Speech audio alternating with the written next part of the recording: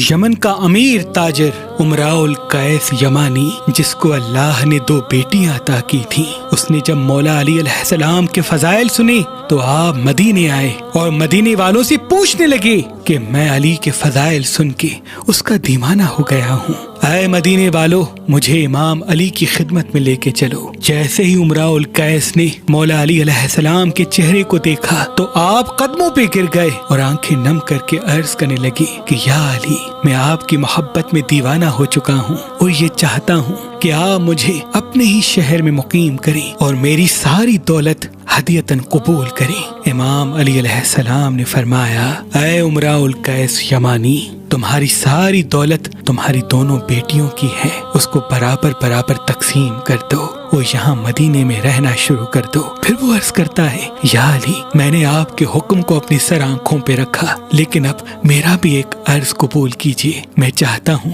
کہ میری دونوں بیٹیاں آپ اپنے دونوں بیٹوں کے حرم میں لے لیں، میری بڑی بیٹی کو اپنے بڑے بیٹے حسن کے لیے اور میری چھوٹی بیٹی رملہ کو اپنے بیٹے حسین کے لیے۔ امام علی علیہ السلام نے ان دونوں شہزادیوں کے رشتے قبول کیے اور بڑی بیٹی کا نام ام فرواہ رکھا اور امام حسن سے اس کا نکاح کروایا، اور چھوٹی بیٹی کا نام بی بی ام رباب رکھا اور امام حسین کا ان سے نکاح کروایا۔ اور پھر مدینے میں ایک بہت بڑا گھر امام علی علیہ السلام نے ان کا بنایا اور وہ وہیں رہنے لگے۔ امراء القیس اپنی پوری دولت اپنی دونوں بیٹیوں میں برابر تقسیم کرتے ہیں، پھر وہ اپنی زوجہ کے ساتھ مدینے میں رہتے ہیں۔ آپ کی اور آپ کی زوجہ کی قبر آج بھی جنت البقیع میں موجود ہے۔ بی بی رباب امام حسین علیہ السلام کے نکاح میں آتی ہیں تو آپ کی سخاوت پورے عرب میں مشہور ہونے لگتی ہے۔ آپ کے گھر سے کوئی بھی سوالی خالی نہیں جاتا۔ بی بی رباب بہت ہی کم گفتگو کرتی تھی،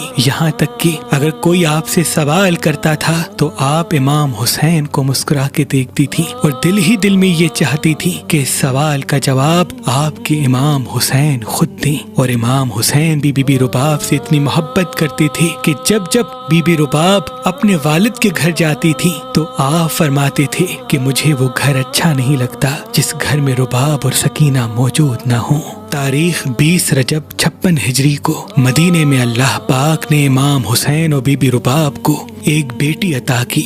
جس کا نام امام حسین نے سکینہ رکھا، اور 9 رجب 60 ہجری مدینے میں اللہ پاک نے امام حسین اور بی بی رباب کو ایک بیٹا عطا کیا جس کا نام آپ نے علی اصغر رکھا۔ بس دور بدلتا رہا اور امام حسین نے مدینہ چھوڑنے کا فیصلہ کیا۔ یہ خبر جب بی بی ام رباب تک پہنچی تو آپ نے عرض کیا،